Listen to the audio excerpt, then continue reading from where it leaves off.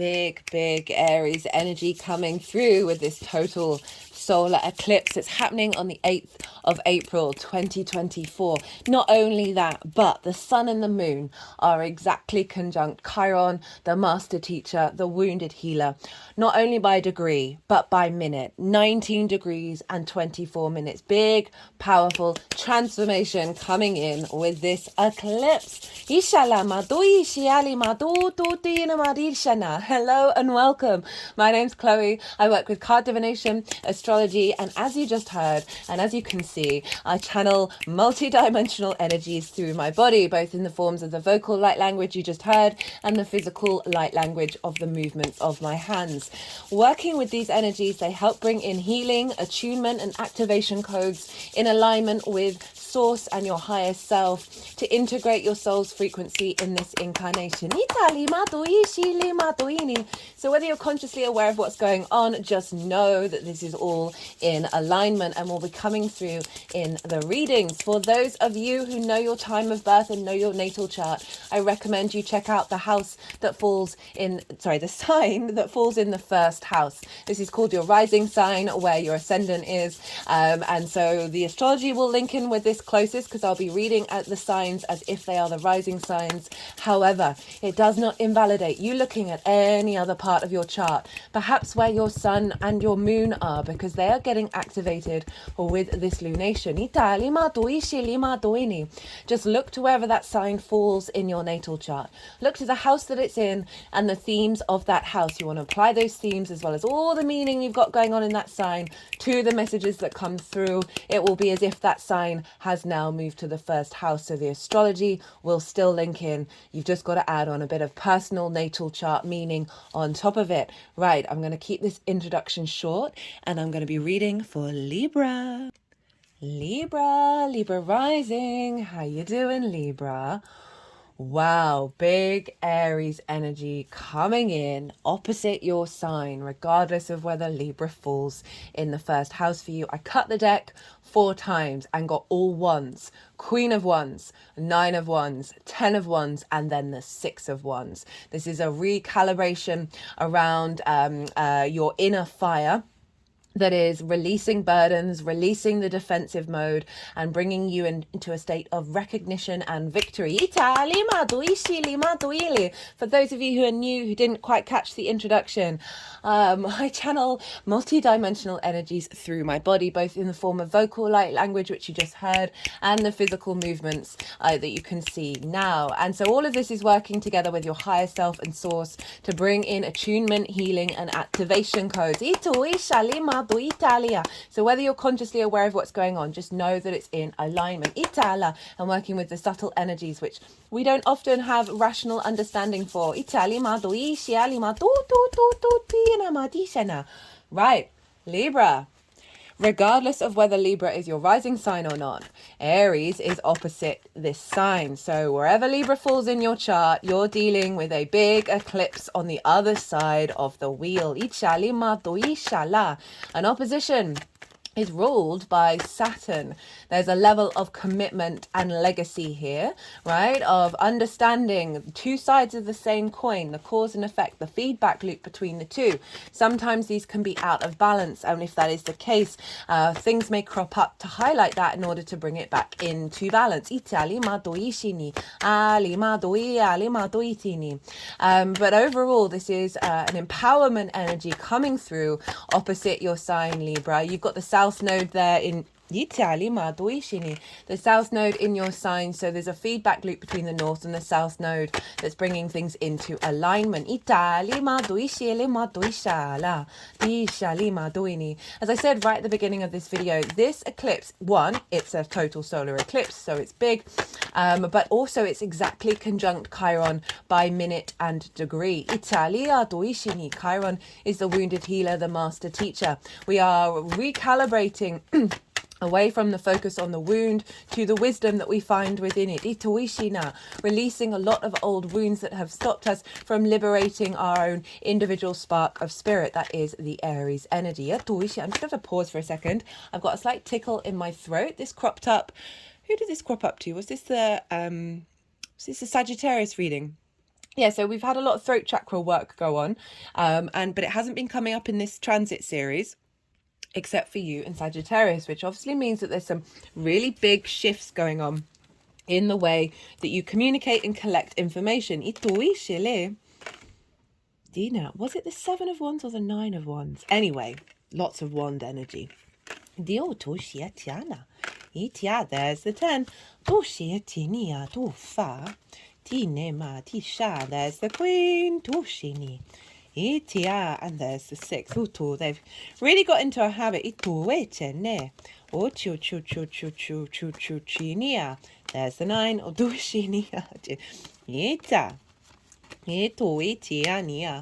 Ooh, okay. Sorry, I'm really used to doing jumpers, but at the moment they've just really got into the habit. There you are, Libra, of cutting the deck and just having a bit of a free for all. And when this happens, like my brain sort of gets out of gear. I'm trying to cut off the that's shown up for everybody. My conscious brain sort of goes and so yeah, weird. Right, okay, so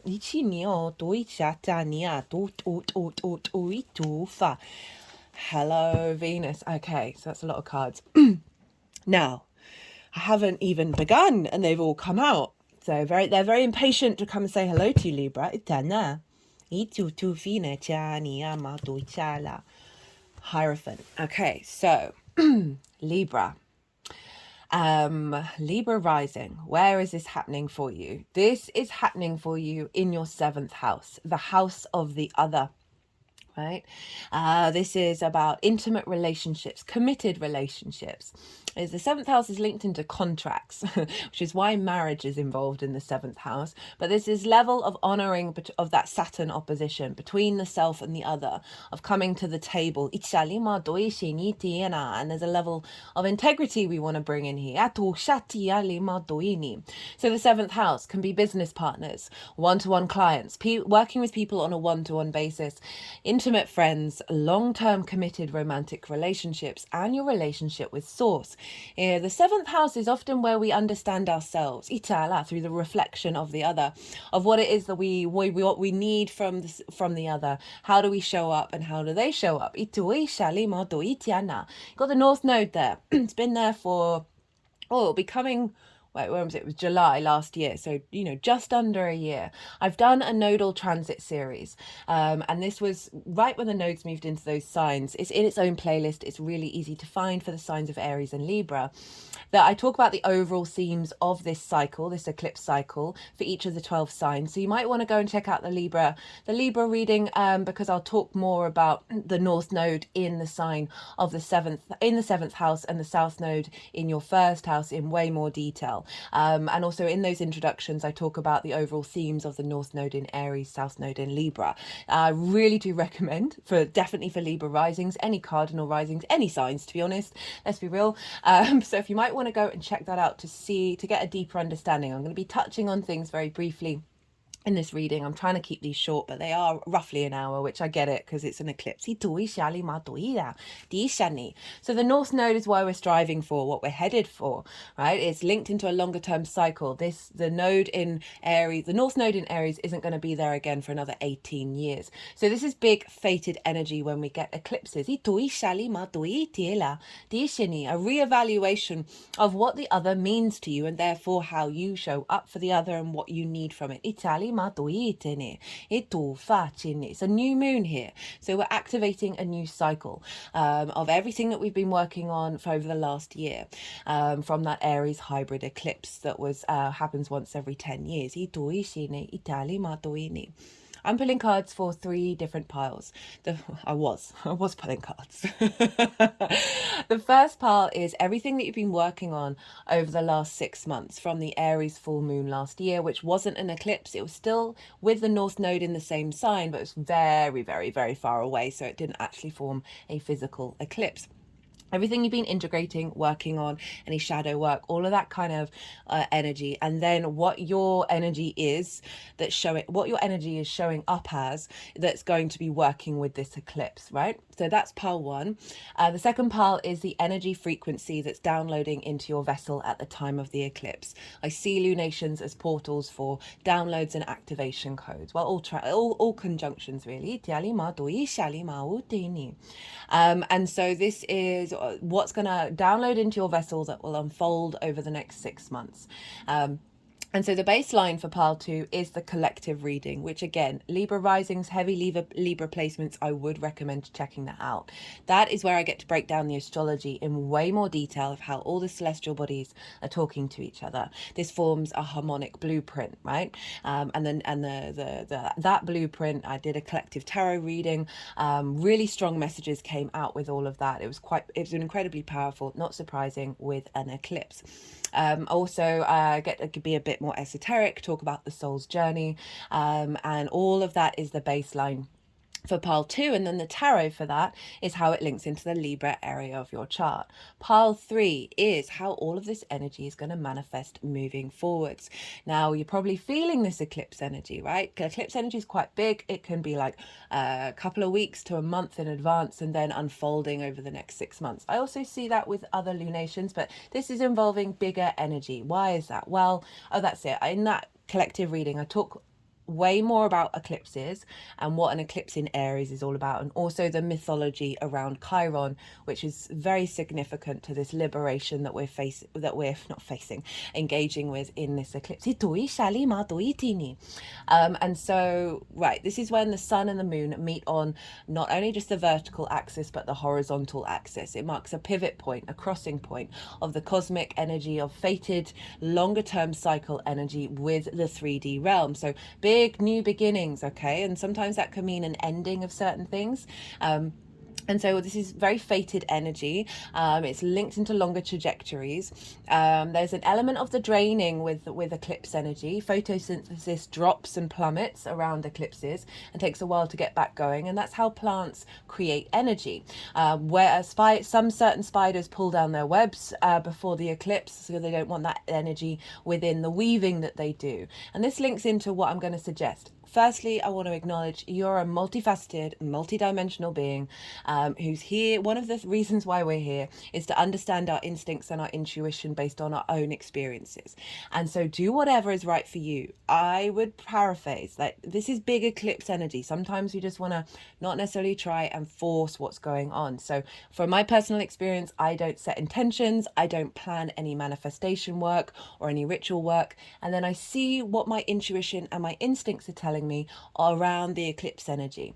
And when you're coming from that space, I feel that you're then co-creating with the eclipse energy rather than trying to control it, because it can bring in situations that, not for everybody, but they can bring in situations that can be quite dramatic and you may not have wished for. But further down the line, you'll look back on it and go, oh, if that hadn't happened, then I wouldn't be here and I wouldn't be accessing more of my soul's frequency. It's making me think of someone who really wanted to leave London but just wasn't leaving London. They had a new friend move in with them. They were really enjoying it all, and then the friend, I think it's not that they had a fight, but there was a big sort of blow up and the friend left.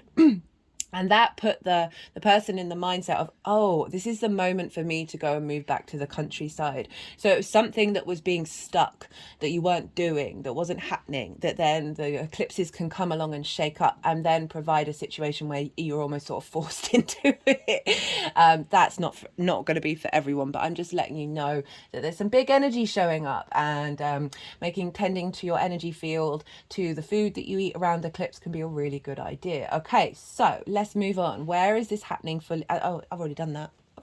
I'm used to doing that after the event, after I've talked about the eclipse. So the 7th house, a new beginning, a new understanding of what it is that the other means to you. right? With Chiron, Chiron is the wounded healer, the master teacher. So often with Chiron in your natal chart and then in transits, this is highlighting old soul wounds, old ancestral wounds that we've come here to transmute and find the wisdom in the wound, find the antidote in the venom. So Chiron is incredibly powerful, and it's getting a reboot in this big eclipse energy. And what I really feel is our shifting of focus to the wisdom rather than the wound. A releasing of old wounds. So any blockages that you've had around your ability to be yourself, right, to be independent and autonomous in a really healthy way rather than a combative way with the other, there's going to be transmuted. Also, if the other shows up for you and it's been a repeat of combative energy, right? That's not all of Aries. Aries is incredibly powerful. I love it so much. But there is this element of it's ruled by Mars, right? So and it's yang. So it's an outward expression of perhaps the god of war, right? So it could be that relationships have had this element of conflict or of butting heads, and not being able to both be individuals as a team.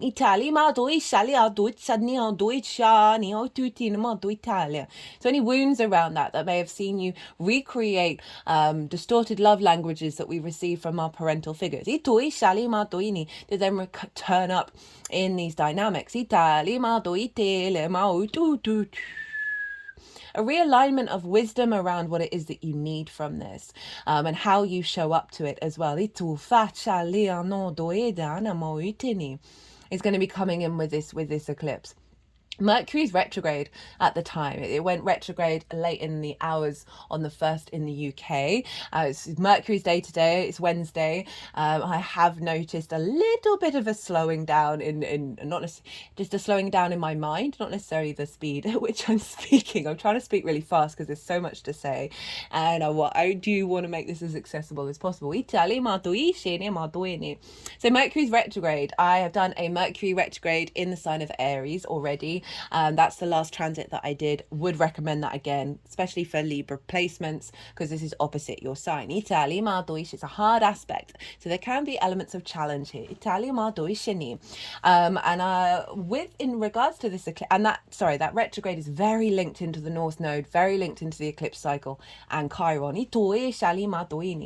So Mercury retrograde at the time of this eclipse, what feels like very strongly for me is our ability to think outside of linear collections of information sharing and our understandings of patterns, because retrogrades go back and forth over the same degree. So the capacity of going to the past, present and future and intermingling and collecting things in a non-linear way that are in alignment with your soul's spark, right? That spark of Aries, that initiation of our soul. So also retrogrades bring nuance and depth, your ability to communicate with the other from a place of perspective that's in alignment with you having an instinctive comprehension of past wounds that are reflected in the present, that are blocking your future and bringing that future energy into alignment in the present.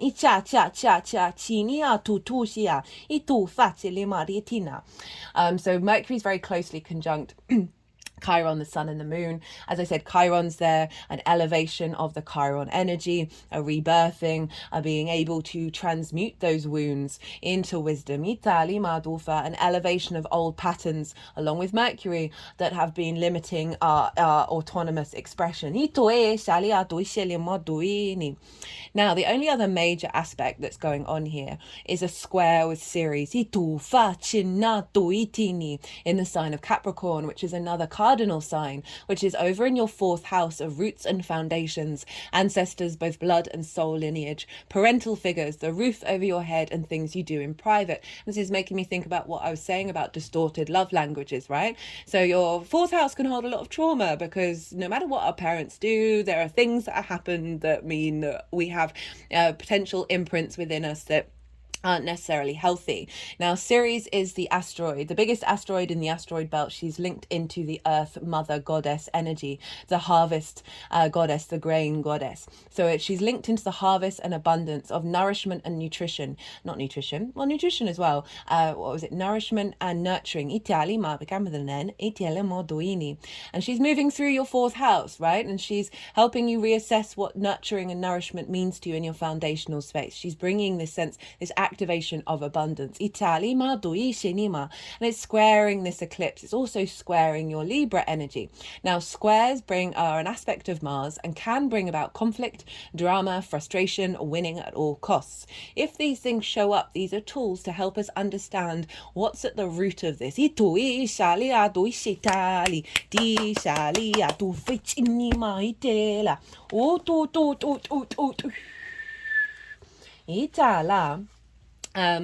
And the other side of a square is manifestation energy, right? It's Mars, building, actions, drives, motivation. So even if it might have been bringing up some conflicting energy in the lead up to this, all of this is bubbling up to the surface to activate a new cycle. Now the square with this is that Capricorn energy, that mountain energy. We're receiving a lot of nourishment and abundance from Ceres that's feeding into an activation of a cycle of relationships that are in alignment with the strength of your foundations, of the abundance that you seek.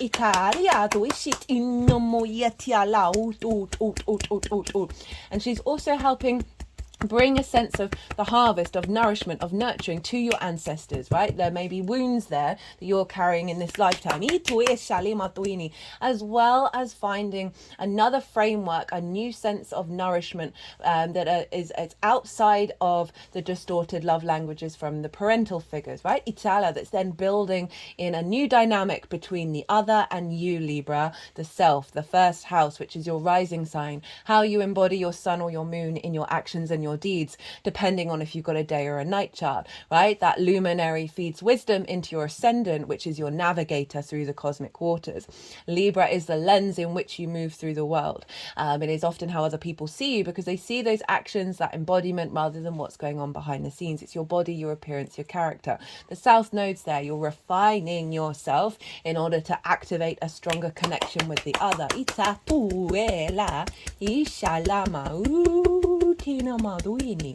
Okay, so those are the major aspects. There's not a lot there's not a huge complexity with aspects with this energy. So now we're going to look at the rulership, because whatever's going on with the ruler of a sign is impacting the sign that it rules. Who rules Aries? Well, that's Mars, the god of war. I also see Mars very much as a builder and a farmer. It gets, I genuinely feel it gets misinterpreted quite heavily. So where's Mars? Mars is in your 6th house. This is the adult in the room, right? This is work, how you work, like the lens in which you work through, your physical health, routines. Is linked into co-workers and pets as well. Mars is there with Saturn. Saturn's been there for over a year. There's been, for regulars, I've been talking about, there's this alignment that you're working on of making sure your relationship dynamics are in alignment with you being the adult in the room for yourself. That 6th house, there can be a lot of neglect where we can't connect to a healthy way of looking after ourselves, basically, because we're prioritizing the other, right? We're prioritizing other relationships other than our relationship with ourself and the maturity within ourselves, okay? And you've had so many transits that are recalibrating, saying, hey, if there's a relationship in your life where they are not supporting or helping facilitate your ability to take care, physical health, all of those things, then there's a sense of no, there's a sense of releasing of those dynamics, unless they're prepared to be mature in these dynamics with you. So this is really re-enhancing this new cycle because Mars is there with Saturn. in this is the adult in the room house, right? When, you know, sometimes because of parental figures, right, we neglect ourselves, and so we are not able to be a mature adult to our own self. Saturn's there, giving you a sense of structure and maturity and responsibility to these areas of your life. Saturn's great in the sixth. I love it. Saturn can bring restrictions and limitations, right? It's a bit of a no planet. It can be difficult. However, the combination of these two with Mars in Pisces, love Mars in Pisces, you're more in your flow, your motivations, your drives, your actions are in alignment with source, with synchronicities, with your sort of spiritual nature, with the non-linear of things coming out of nowhere. Like, I've noticed a heightened sense of synchronicities going on with Mars being in this sign. It's getting really, I don't want to say weird, but weird. In the best possible way. And so Mars is in alignment with this sort of very unconditional love energy of Pisces, right? Pisces understands the duality of nature, the light and the dark, and how all paths lead to the all rivers even lead to the same ocean. So there's a real sense of being in flow, being intuitive. Mars and Saturn haven't come into conjunction with each other for 2 years. That's Mars' cycle around the zodiac. And it is not exactly the conjunction at the time of the eclipse. That will be a couple of days afterwards. I have listed in the description box all the degrees, all the dates for the eclipse, as well as important dates around it. So Saturn, maturity, responsibility, duty, due diligence, understanding cause and effect, therefore karma. A sense of maturity and dedication to your integrity that helps you commit to your legacy. These are the big power words for Saturn: integrity, commitment, and legacy. Even if it's a bit difficult, it's trying to get you to this space. I always say with clients, step into your integrity if you want to really align with Saturn. So you've got this real powerhouse. Mars loves being in the sixth, by the way. It's its favorite house to be in. So you've got a really strong Mars with Saturn, and they're in alignment with one another. So they're going to be feedback looping between one another. That's then activating a cycle with Mars and Saturn, their combination in alignment with Pisces. Very spiritual, very magical house, very synchronistic. So the maturity of Saturn is helping Mars dedicate itself to understanding through its instinctive actions cause and effect, i.e. not repeating cycles that no longer serve us. Saturn gives structure to the magic, right? So we're bringing in a sense of commitment to your legacy around you looking after yourself, basically, around you finding the joy in the way that you work. And all of this energy is feeding into your seventh house of being like, okay, if the relationship dynamics, the relationships of the seventh house aren't showing up in a way that serves this sixth house, this is really activating of a new cycle that is in alignment with that. So this is either elevating the relationships that you have already and or bringing in new ones that are in cohesion with, like, let's work together. Sixth house is so important for the seventh. You figure out how you work, right, and wanting to work, and because one-on-one relationships requires a level of commitment of putting in the work, and this is really saying that you are activating a level of maturity around those relationships.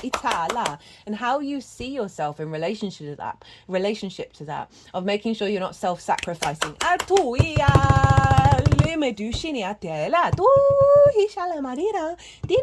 Now, Jupiter rules Pisces. So Jupiter is influencing what's going on with Mars and therefore influencing what's going on with this eclipse. I love this transit. It's bringing me so much joy, which is just, anyway. Jupiter for you is over in your 8th house in a fellow Venus ruled sign, in the sign of Taurus. And the 8th house is the dynamics of those relationships.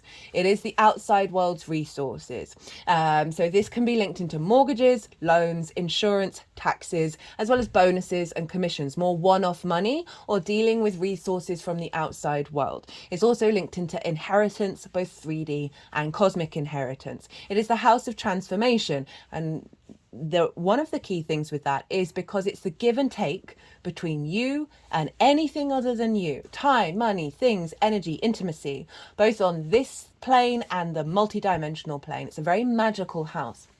Jupiter is expanding and bringing wisdom to your understanding of those relationship dynamics, right? Seventh house is the relationship lens. Eighth house is the dynamic of these relationships, not only just with the seventh house, but with everything. And so Jupiter is providing a deep wisdom around perhaps scarcity complexes, not feeling like you've got the resources from the outside world, codependency,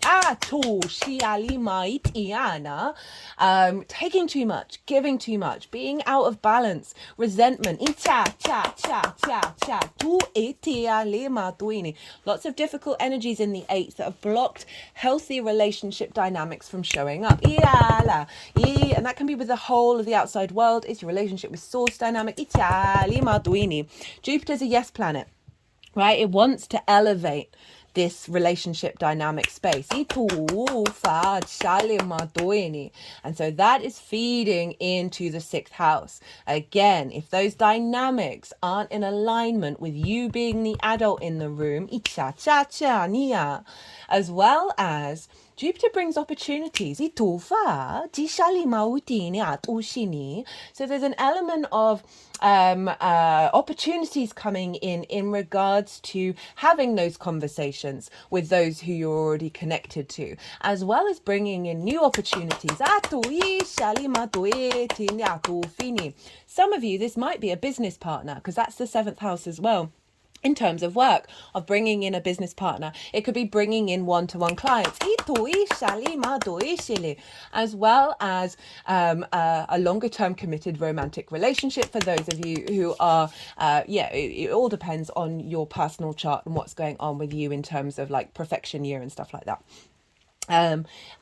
Also, what else? What was I going to say? Yes, an expansion and an elevation, bringing wisdom, faith, a sense of deep knowing, a sense of confidence and ease and flow in your relationship dynamic with source. So you may get some inspiration about the way that you work, of elevating that and bringing in that spirituality.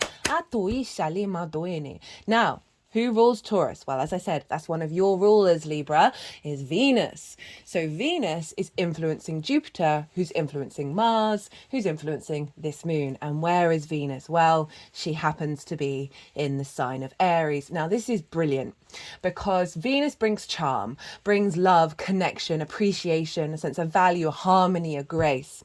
Okay, and she's doing it in this very feisty sign, very independent sign. I love Venus in Aries. She's very like wanting to champion the people that she loves, very sort of as I said, feisty, very magnetic, very powerful.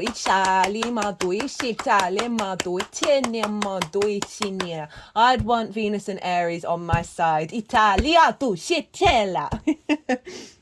So she's bringing this level of charm to this activation of you being able to be authentically yourself in with the other, and matching that with the other, of bringing another in or your relationships you're already in, where you can collaborate as unique individuals. Venus is connecting the dots. She's bringing harmony. She's bringing charm to this. This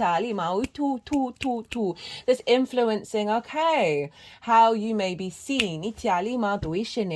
Of like this drawing towards you relationship dynamics that serve this elevation. So then that's all feeding back into Mars. And then Venus is also in Aries. So Mars is influencing Venus. So it's doubling down on, okay, these are going to be in alignment, these new activations, this new connection to your soul in regards to the other. Is drawing towards you situations that are making sure you are not self-sacrificing that sixth house. And potentially bringing in or elevating like a collaborative relationship dynamic, whether that's romantic, friendship, source, or business. Now, This is an Aries eclipse. Aries, very feisty, ruled by Mars. It's yang energies, the outward expression of perhaps conflict, aggression, all of those kind of things, those sort of negative contexts. It's not the only side of it. But I'm highlighting this because Saturn and Mars are traditionally the malefics.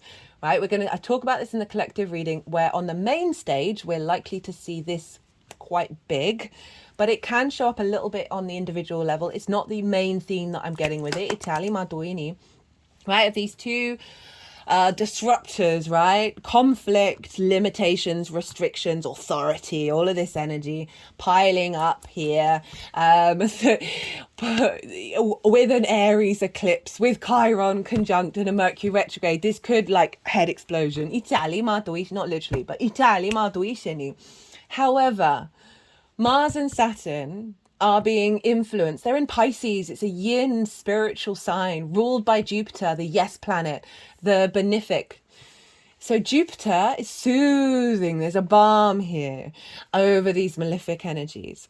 And it's in a sign of Venus, who's another benefic. The two benefics are playing a very strong role in just smoothing this over. So it's like the grace and favor of Venus and Jupiter are helping activate the maturity and the confidence of Saturn and Mars, right? Rather than it being like a full-out conflict where lines are drawn in the sand and everyone's like, F you, we're doing it our way and we don't care about anybody else, right? That's the North Node in Aries is striving for the opposite of that. It's where we are independent in ourselves, that are still not denying social connection. So we've got this feedback loop between Mars, Venus and Jupiter, and I really, really love that.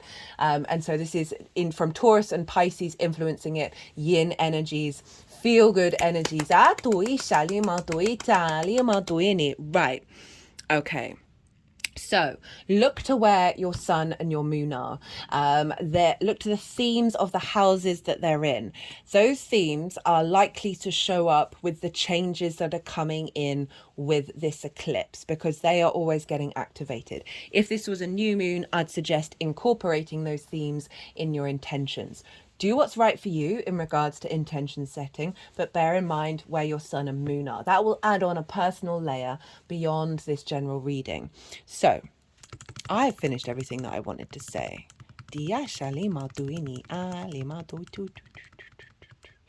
I'm going to go consciously quiet. I'm going to soften my mind. The energies that I work with, they're going to move through me. And so I just realized that that tickle in my throat came up in the Sagittarius reading, and we got the Sagittarius card.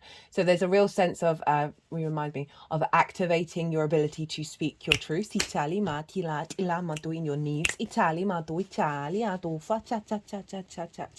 Anyway, I'm going to go consciously quiet. The energies are going to move through me. They're going to move all the cards around. They are going to do some energetic work. They're going to then put them into the 3 piles, and that's when I'll bring the tarot into the astrology. I call you to soften your mind as well. You just had loads of information. Let that all settle in your unconscious and see what your intuition pops up while we have a little bit of channeling going on.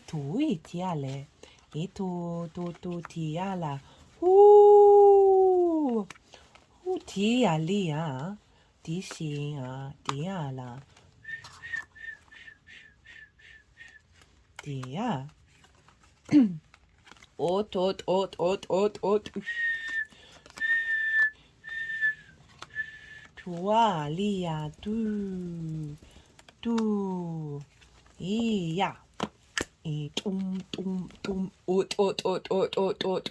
ushiala itia ushiala utieleme ito ina itia mi atina tenamang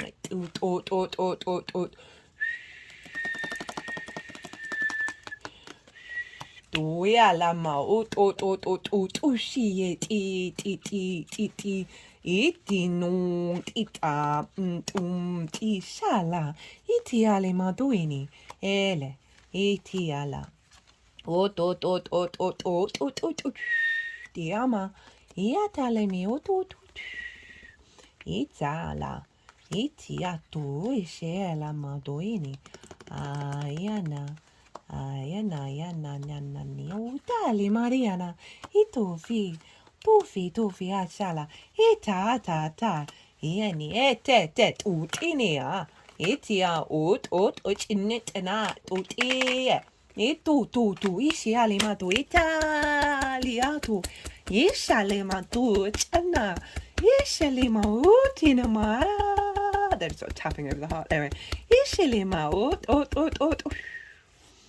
Right, Libra, I'm trying to incorporate very quickly when they do this, what's coming through.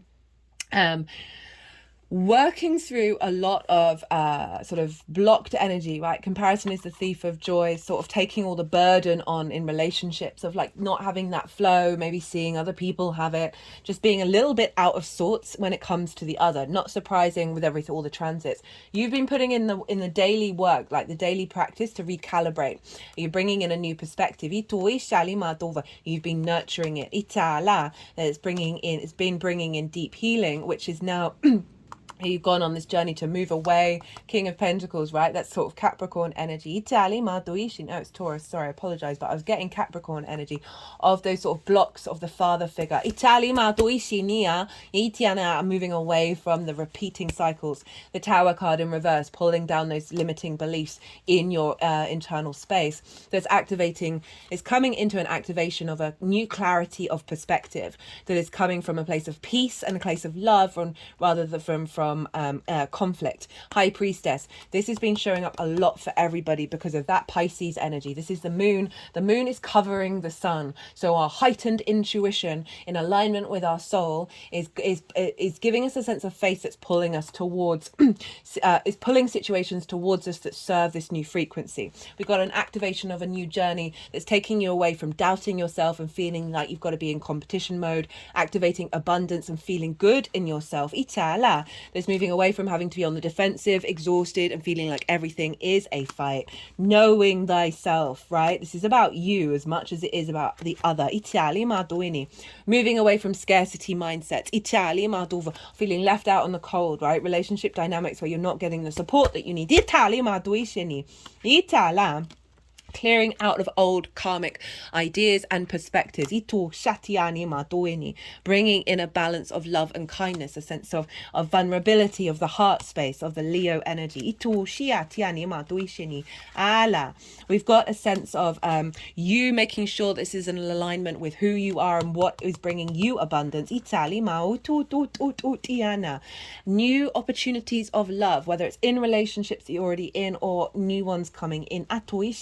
Where it's now we're communicating through emotions, through love, through synchronicities, through curiosity, rather than conflict and drama. Balance of you knowing yourself. Ichala, new soul contracts. Ichala, that can be with the same people as well as with other people that you haven't met yet. A release of burden of having to do all the things in relationships, or feeling like relationships are heavy on your shoulders. Stepping into your power, bringing about unity and flow. Italia, where there's a sense of recognition and celebration, right? Maybe you've been, the other has been dominating over you. With the Taurus energy, this is the balancing, the wisdom of those relationship dynamics, right? Okay, whew. Okay, now they're going to move them around, so we'll see what goes on now.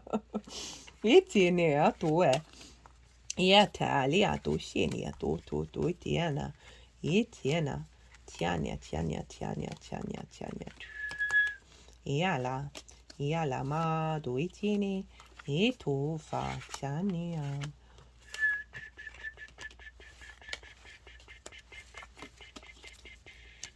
Oya ya to tin ele. Atiani o tu isha ishani.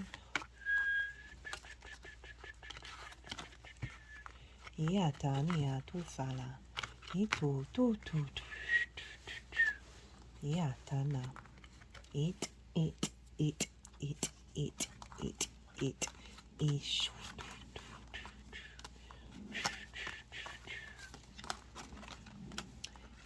Tano yane.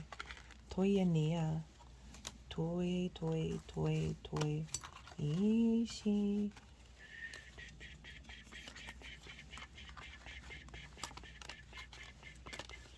Lia, lia, do, do, do, do, do, do, do, do, do, do. Doi ta yani. Doi tieni ma e tieni. E to sheni a to sheni. E ala. E ala mai ania. E ania. Do do do e sheni. E to fa. E to fa. Do uni ma e tieni. Oile, oile. E tiena.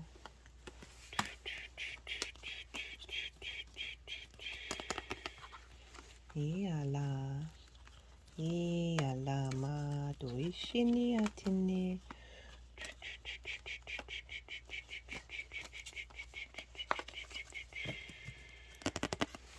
Tati chani otuini. Iatana. Iti tu tu tu tu tu tu tu tu. Shia tufa. Diala. Diala titin titin titin titin titin. Iti aniama. Disha la marita lima tuila de la matitele. Right, Libra. So, a lot of cards. Lot of cards. Just going to pause for a second. I've got that tickle again. Sorry about that, Libra. So this is the last 6 months. What have you been integrating, working on? And what is your energy showing up as? You're then going to be working with this eclipse cycle. So we've got the King of Pentacles in reverse with the 9 of Wands, the Tower, the 8 of Cups, which has shown up, I think, for every reading in this position so far. This is Saturn in Pisces. It's the only card with an eclipse on it. 4 of Cups in reverse, 7 of Pentacles, the Star, and the 6 of Swords. So this feels like this is kind of confirming what I was saying about the parental energy, right, of old love languages, ita, and that can show up not just in romantic relationships, but in a lot of relationships. And it's because it's in reverse, so it's like you've been working through what is the sort of the negative connotations of the King of Pentacles, of structures, of commands that have produced the opposite of abundance. Even though I said this was Capricorn, it's not, it's Taurus. And so we're thinking about any blockages around healthy, abundant relationship dynamics. We've got it with the 9 of Wands. This is feeling quite alone, feeling exhausted, on the defensive, like for potentially very good reason, right? That there may have been a fair amount of conflict that you've experienced, but we have to step out of these mindsets because we then start thinking it's everywhere and it being drawn towards us. I always say with this card, do you need to be on the defensive? Can you just go and get on with being yourself and not engage with that energy? So you've been working through those sort of blockages of that King of Pentacles and the 9 of Wands, right? And the Tower card has come along, and this is saying that structures have been pulled down around this energy, right? You see all the chaos. It's happening at the top of the tower. The foundations are still strong. So this, for some of you, this may have been events over the last 6 months that have brought situations up that are mimicking this, that then may have brought an ending to something. It also may be just a personal experience of you pulling down those structures internally. But overall, like situations that have happened that have sort of either highlighted this or highlighted that something needed to come to an end. And then we've got the 8 of Cups. So as I said, Saturn in Pisces, the only eclipse on the tarot. This is about, for me, this card is about those unconscious responses that we receive in our early years that are based on the blueprint of our natal chart that come from our past life energy. And they are so ingrained in our unconscious that they seem really comfortable to our body, right? We recreate them because they feel familiar. So that represents the upright cup, right? It's not spilled over. It's not deemed a bad thing because it's so inherent within our nature. And it's really damn difficult to decide to observe them let alone go and then leave them and try and find a new perspective. And this is what this card's all about. And I love it's been showing up for absolutely everyone, saying everyone's been going on a bit of an emotional spiritual journey of being like, this is not working, this is not what I want. I'm going to take the effort and the time to recalibrate. And so following the Eight of Cups, we're bringing in the Four of Cups in reverse and the Seven of Pentacles, which is saying you acknowledge that, okay, so perhaps you've seen relationships that aren't yours, that yours doesn't feel that way. And there's a sense of, well, why has everybody else got it? Comparison is the thief of joy. There's an element of depression and sort of melancholy, a frustration, because this figure isn't actually doing anything to get back into flow. And there's a heaviness here. There's a real sense, perhaps you aren't in a relationship, or you want a better business partner or more clients or a healthier relationship with source. Oh, my third eye is really throbbing right now. This is in reverse of saying, okay, you've been putting in the daily practice. This is all about tending to, like, planting little plants and when they're very small, you need to really be mindful of them and tend to their needs. And this is the daily routines, the daily practices that we put in order to get out of the unconscious deep grooves, and acknowledging that this is reversing and that you've been putting in the effort to implement that fully. It's come with the Star and the Six of Swords. The Star is Aquarius energy. This is your fifth house of your creation energy, your joy, your pleasure principle. It can be linked into romance and short-term dating, very much so. When I say pleasure, this is not just about that. It's about every area of your life. That you're going through some damn deep healing, right? She's uniquely herself. She is unclothed. We are stripping back the layers to get to the root of it and doing some healing when we are there. Like, imagine being just held by source, and it's just the energetic healing coming through. And through this deep healing that you're going on around your creation energy, around what brings you joy, you are reconnecting back to your star energy, to your galactic and earth combined incarnation, that's allowing you to then hope and dream for something beyond the old narrative. That third eye really is throbbing. So for some of you, this really is a realignment with your relationship dynamic with source. Eighth house, where Jupiter and Taurus is a really psychic house, because it's the exchange between you and the multi-dimensions. We got it with the Six of Swords. This is knowing that you've gone through some choppy waters, whether that's literal or figurative. You are in this limbo phase of sensing. You can see the calmer waters, you can see the other shore. You're not there yet, but you're taking with you things that are going to serve you in thriving mode rather than survival mode. Through that healing of recalibration, we've got that Temperance. This is the alchemy of self, right? The refinement of self. You see here the water is going upright. This represents magic as well as doing different things. Breaking out of the norm to align with your angelic frequency. Third house for you of communication is Sagittarius. And so really learning to communicate with yourself in a healthier way, communicate with others in a healthier way. But overall, this is a sense of refinement. You've been doing the groundwork in the lead up to this eclipse. So I see this as your energy showing up for how you're going to work with this eclipse as it unfolds.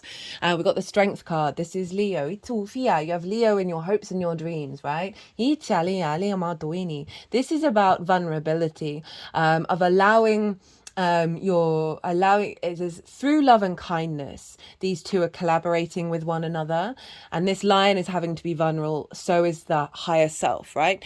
So you've got your instinctive mammalian side with your cognitive higher self working together through love and kindness. They are not trying to dominate one another. They are not trying. There's no combative nature here. There's a sense of vulnerability that you may not have got in those relationships.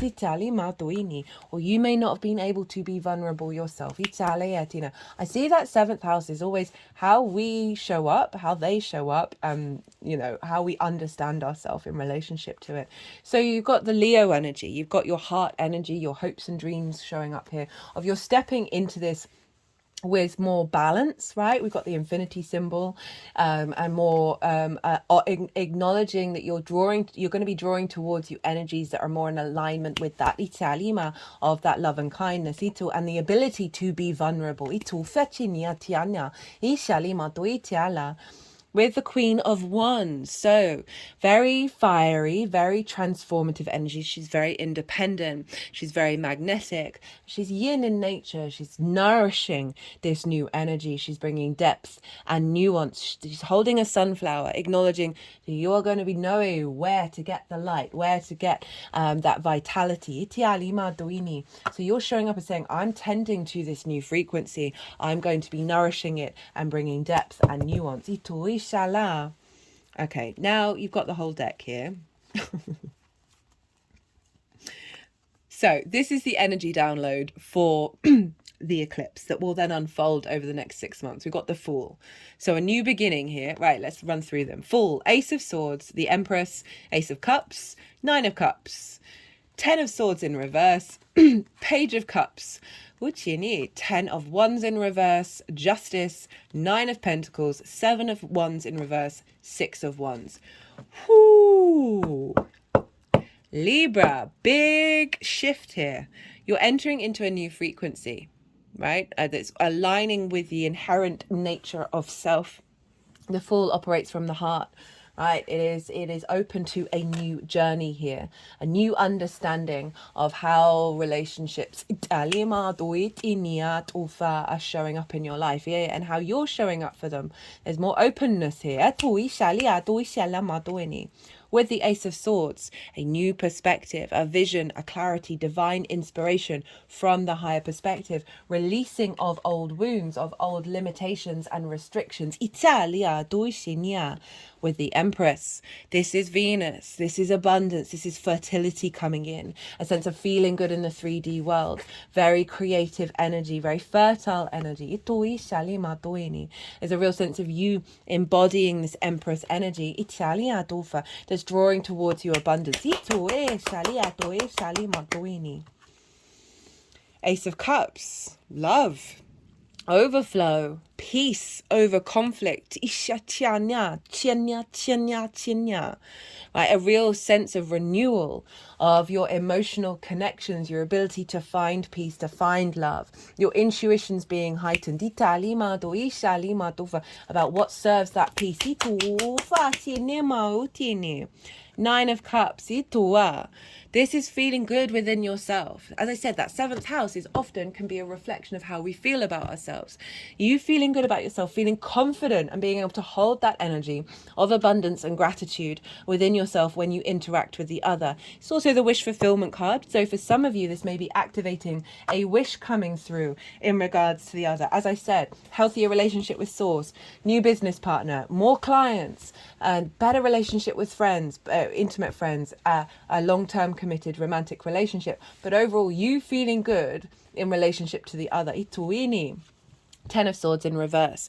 This is a release of old karmic wounds. These are all along the spine of the sense of betrayal, a sense of limitation, right? This restriction you may have had in relationships where it didn't matter what you said or did, it was going to end up in conflict. It was going to end up in a sense of immobilization, of you feeling trapped. These are being released. These are falling out. The Page of Cups. Messages of love, communicating through love, curiosity, synchronicities, new opportunities around how you respond to these things. 10 of Wands in reverse. Again, another very karmic clearing card. The 10 of Wands, that burden, that restriction, that weight, maybe doing all the heavy lifting in relationship dynamics, or still holding on to the resentment of ones where you have done.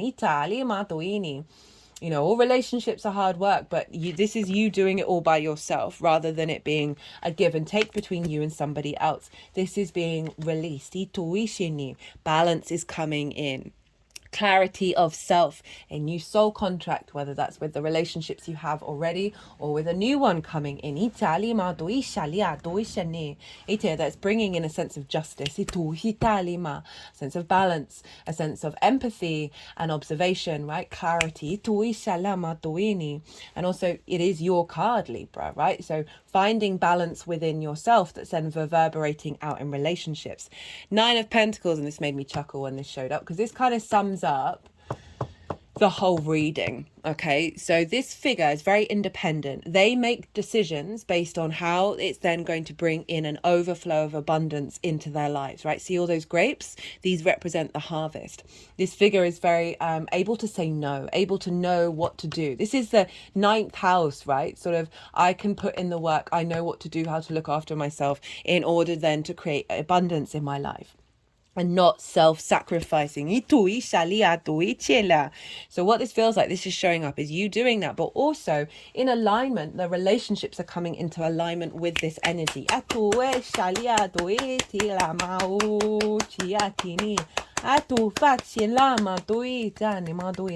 For those of you who's about a business partner or one-to-one clients or work orientated, this can very much about new opportunities, new abundance coming in with this card.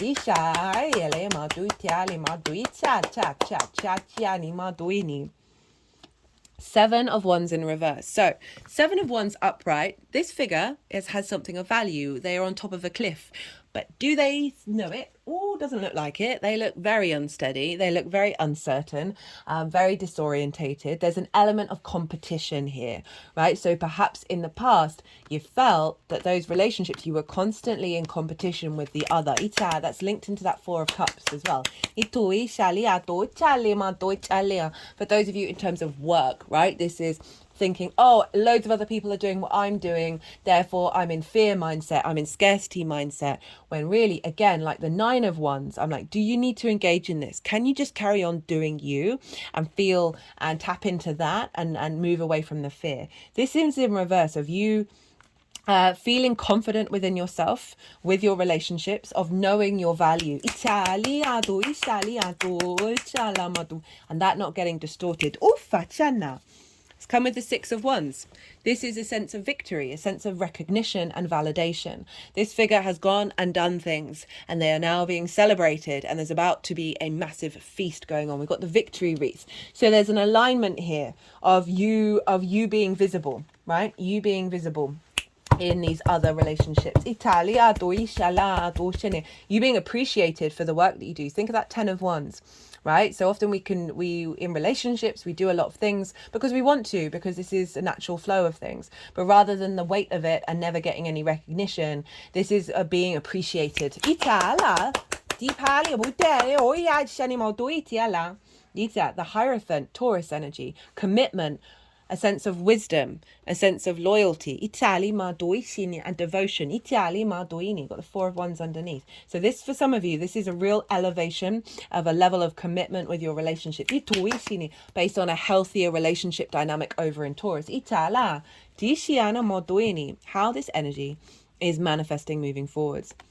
Got the High Priestess, the World, 5 of Pentacles in reverse, the Emperor, 2 of Cups, 3 of Cups.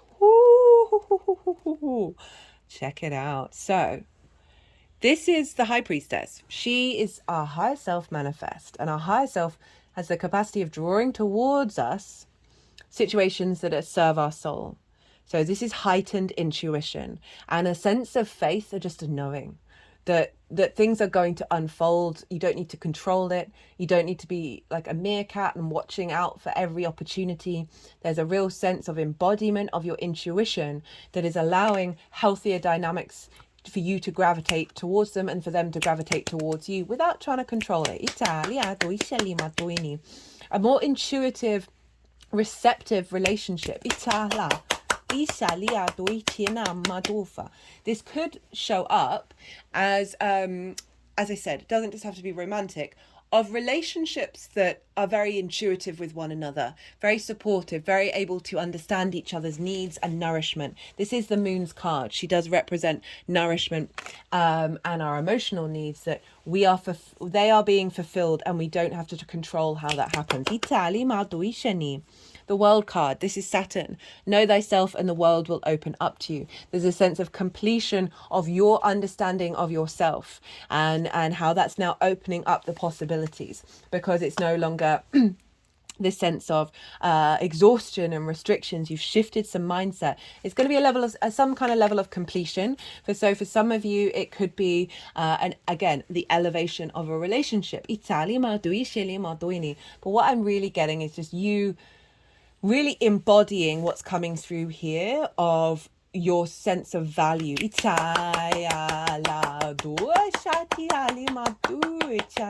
Also could, again, opening up more opportunities in the world. 5 of Pentacles in reverse, moving away from scarcity, feeling left out in the cold, feeling isolated. This is thriving mode in reverse rather than survival mode. So again, a recalibration of saying, what's being implemented is going to manifest of a real innate confidence, because we have the Emperor.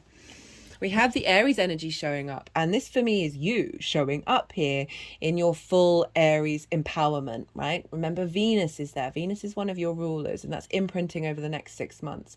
Of you, this is all inherent confident energy of a dynamic that is magnetizing situations in alignment with your true understanding of yourself in regards to the other. It also can very much be a relationship that's very empowering and very sovereign in its nature. You both able to tap into your own divinity. But I do see this as you being seen very much in your own power, and that being celebrated.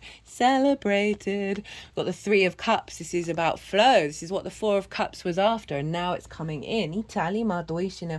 Of just being a sense of abundance, a sense of joy, a sense of celebration, appreciation of one another. Emotional flow, synchronicities.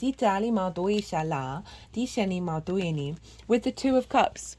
How lovely for a 7th house reading. I'm always mindful of reading for romance, because not everyone's here for it.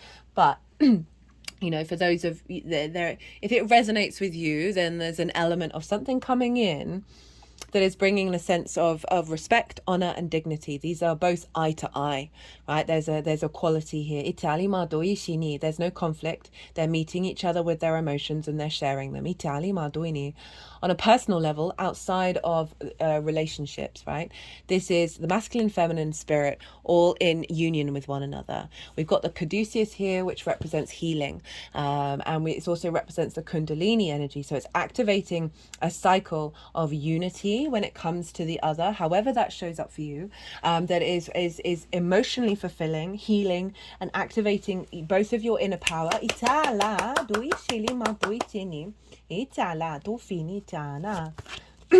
know it's the soulmate card, so for some, it could very much be bringing in soulmates. Italia.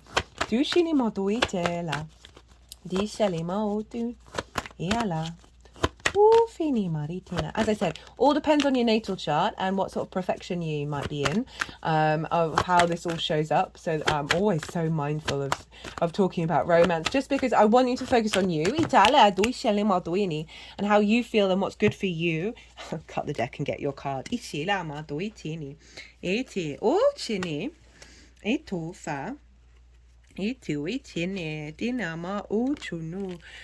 Because the more that you're embodying your own energy, the more you're drawing towards you someone who's in alignment with that. Rather than being like, oh, is this the one? Is this the one? Is this the one? We've got justice, decisions, evidence, thinking, verdicts.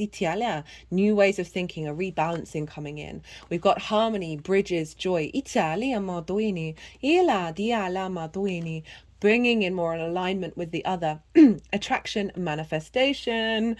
So the more that we're in alignment with ourselves, the more we're attracting and manifesting that which our soul desires.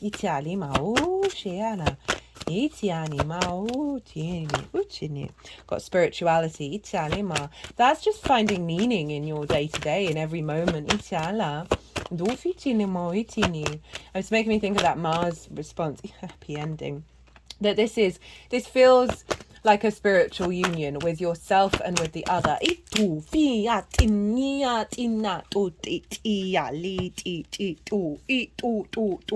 Got individuality. I like that showing up. Because it's acknowledging the fact that a healthy relationship is when we show up as ourselves, that are then collaborating with each other, but we don't lose ourselves in to the point where we, how do I phrase this? I think you know what I'm talking about. Like, it's where we're not self-sacrificing, when we're not people-pleasing all the time, when we're not that's far too many, when we're not surrendering to the domination of another, or dominating another, unless they like it, obviously, each to their own, but I mean more on an energetic level, where you're meeting each other eye to eye as individuals, in order to grow and expand. As I said, this can be the source, this can be many different things. What's going on? We've got forgiveness and intuition. I feel, I talked about resentment. And follow your dreams. There is an element of old dynamics that we can hold on to through grief, through pain, through resentment, all of those things. There's a letting go here. There's a letting go of those, of not expecting to see the same patterns again. Of honoring the experiences that you've had, not denying the emotional responses you may have had in any way, shape or form, but realizing that there is a new activation coming in that is helping bring you back into a space of abundance. Your intuition is going to help guide you to situations that serve you, right? But focus on following your dreams. Right, Libra? I hope you enjoyed this reading. It was an honor, as always, to read for you. I'm sorry, I'm just feeling it's a strong energy. There's no getting around it. And what I'm really feeling is about the empowerment of you. Italia,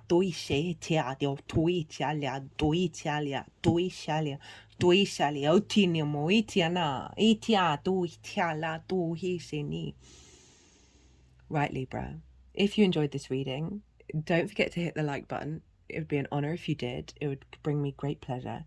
If you'd like a personal reading, perhaps about what's going on with this eclipse, my new website is listed in the description box as well as on the channel page. I launched it on the spring equinox, had a lot of fun creating it with AI art. I just want to get in the brain. I want to get inside AI, figure out how do you come up with what you're coming up with. It's so bonkers. I love it. Be good to yourself, Libra. Be good to those around you. And most importantly, be well until we meet again.